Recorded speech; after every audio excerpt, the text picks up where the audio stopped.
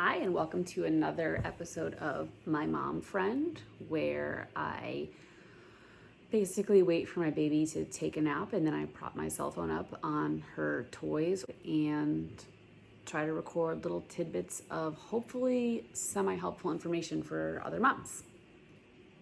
So today we're talking about taking vitamins postnatally. We all know the importance of taking a prenatal vitamin for that folic acid and amongst a million other reasons why you should be taking a prenatal vitamin.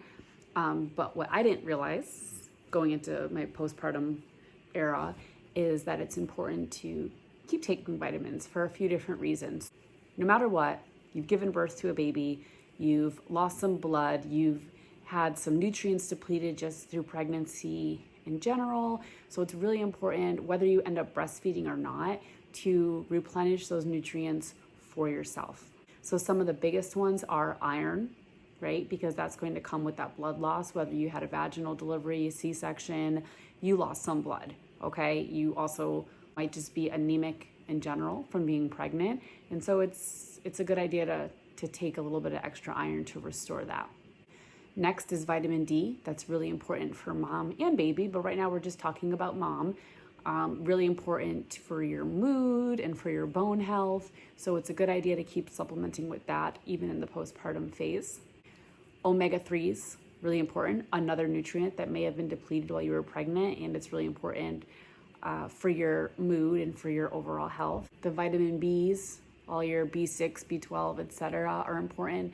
You may also be depleted of those from pregnancy, and that's really important for your mental focus, for your energy, for your mood. And so your prenatal vitamin that you were taking before will likely hit on all of those, the iron, the vitamin D, the B vitamin. So if you're not breastfeeding, you could probably just continue taking your standard prenatal vitamin, at least for a few months postpartum.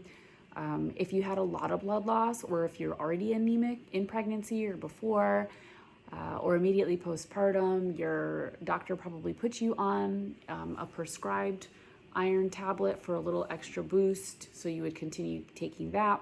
What I'm getting at is that it's important to, at the bare minimum, keep taking your prenatal vitamin for a little bit in the postpartum period. And if you're breastfeeding, there's going to be additional considerations. So I happen to be a breastfeeding mom about 7 months into this, so I will share with you today the supplements that I take. The first one we're going to cover is grass-fed beef liver.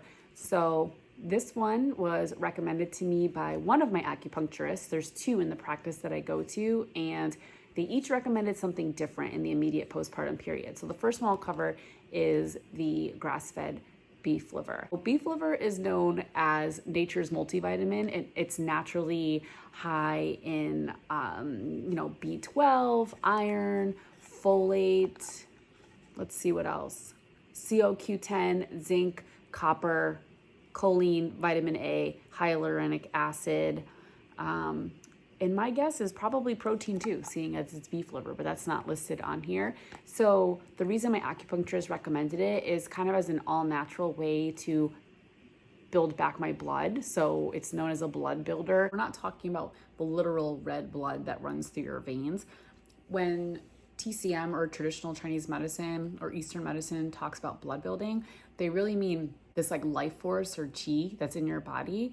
It's this like source of warmth and nourishment that circulates throughout your body. And yes, it is somewhat associated with your actual blood. So we talk about like if blood is stagnant, or if it's just undernourished, if you've had literal blood loss, like through menstruation or through having a baby, etc., that can affect not just your actual circulatory system, that sense of nourishment and warmth in your body. So you might feel more sluggish, you might have trouble sleeping, etc. It's all around known for its ability to restore a lot of essential nutrients in that postpartum period, specifically anything having to do with the blood, like iron. So I took this. I also took this in my fertility journey to my attempts to get pregnant. Can't tell you if this specifically helped or not, but I did get pregnant after a few months of taking it, so not sure. I really like this brand, Wholesome Wellness.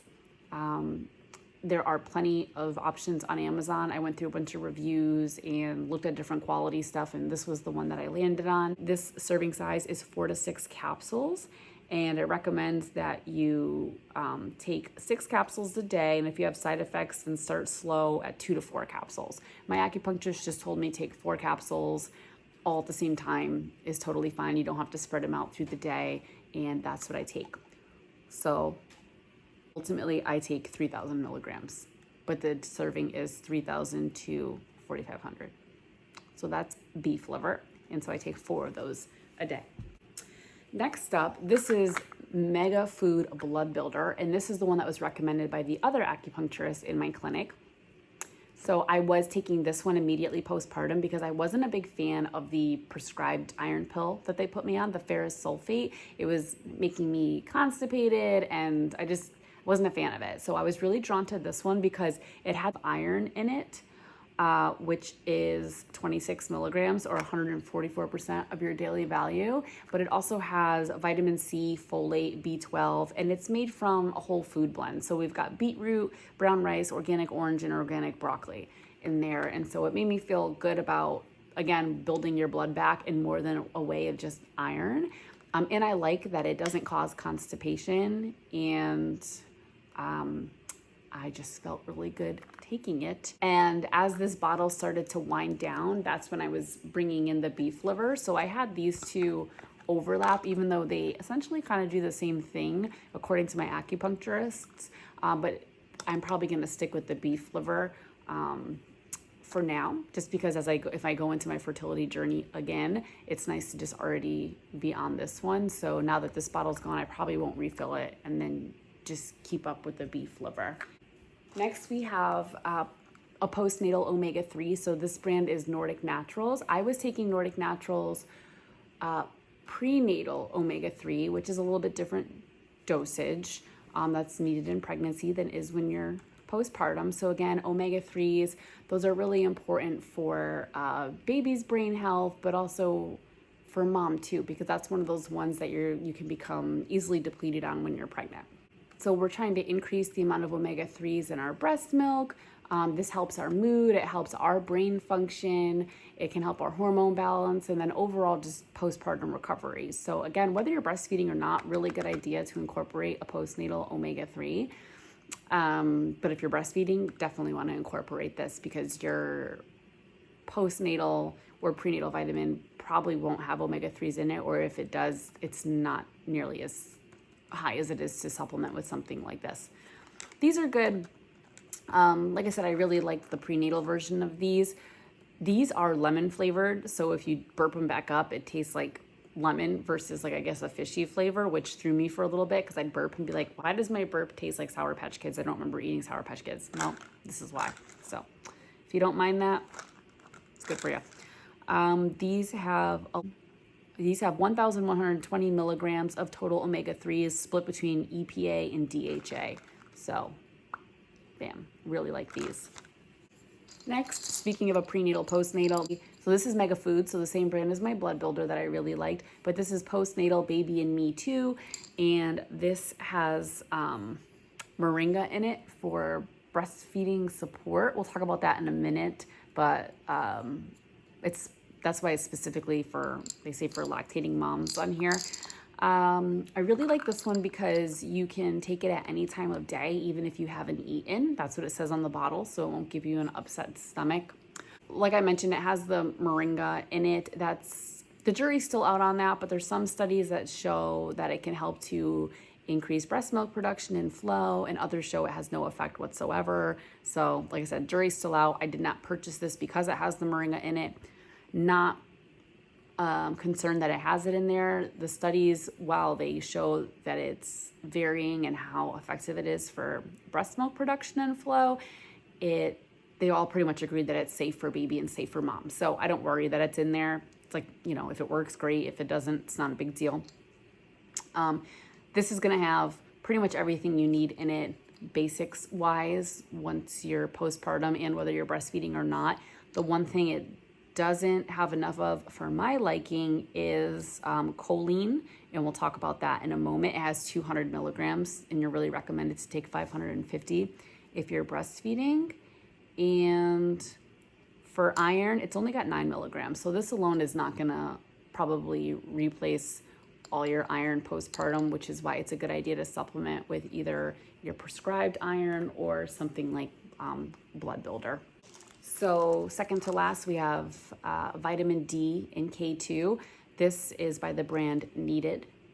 They're a really good prenatal and postnatal vitamin company. I like that they sell things in a dose where you can decide how much you need. Like for example, each capsule here has 2,000 IUs or international units of vitamin D. So depending if you're trying to get pregnant, lactating, your vitamin D requirements vary. And I like that I can adjust how many of these I take based on where I'm at, you know, what phase I'm in. And also some of these other products I've mentioned have vitamin D in them. And depending on your prenatal or postnatal, they might have different levels of vitamin D based on the brand, that you can determine how much you need to supplement with these, and you're not stuck with just one dose. You can add on 2,000, 4,000, 6,000 IUs depending on how much is in your other stuff. D3 and K2 are often paired together because K2 helps the D3 to just be absorbed, so they have kind of a catalytic relationship there. And the reason vitamin D is so important is that studies show between 80 to 95% of women of childbearing age are vitamin D deficient, like whether you're pregnant or not. Vitamin D is super important for fertility and getting pregnant, super important in pregnancy to make sure your baby's getting everything they need and your bones are getting everything they need. And then postpartum, babies need vitamin D, whether that's through their formula or through vitamin D drops, or we'll talk about there might be a way for them to get it through your breast milk. Like it's really important that mom and baby get it in all those phases. So the AAP, or American Academy of Pediatricians, recommends 400 international units of vitamin D per day for baby. Okay, so if they're on formula, they might be getting that from the formula. But if they're breastfeeding, the general rule of thumb is that they're supplemented with either multivitamin drops that have that amount of vitamin D in them, which my baby is on multivitamin drops because she was premature, and I checked and it does have 400 IUs in there, so she's getting that daily. Or some moms prefer to breastfeed where the baby's getting most of the vitamins that they need and then supplementing with a vitamin D only drop for the baby to get that aspect. But vitamin D, a lot of women think that the baby's getting exactly what they need from their breast milk, including the vitamin D, and that's just simply not necessarily true. But some studies have shown that if mom supplements with like 4,000 to 6,000 IUs per day, that may raise the levels in her breast milk enough that it supplements her and saves enough for the baby to get through the breast milk. Now, before you go taking a huge dose like that, with 4,000 to 6,000 international units per day, you're going to want to get your vitamin D levels checked to make sure that you're not overdoing it on the vitamin D. As the recommendation is about 600 IUs per day. So you're taking almost, 10 times that. You can be taking up to 10 times that amount just to supplement and make sure you have enough in your breast milk. And again, you want to make sure that your levels aren't already super high before you go adding on that big, huge dose every day. Vitamin D is really important for mom, again, for mood, for bone health, and one of those nutrients that could have been depleted in pregnancy. So you're definitely going to want to add it on. So one more to consider is adding in some choline. So when you're breastfeeding, it's recommended to get at least 550 milligrams per day. And even in my postnatal, my MegaFood postnatal that's made for lactating moms, there is only 200 milligrams in my 2 tablets. Okay, so there's 100 milligrams per tablet. I'm taking 2 tablets per day. I'm only getting 200.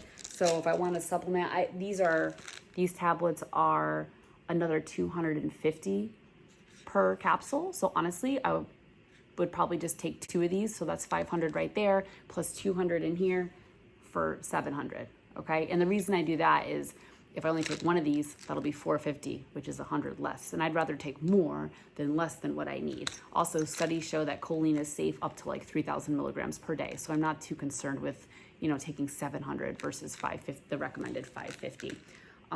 I will say that you might notice this bottle's not even open. I had this choline sitting around from when I was pregnant because it's super important to take when you're pregnant too.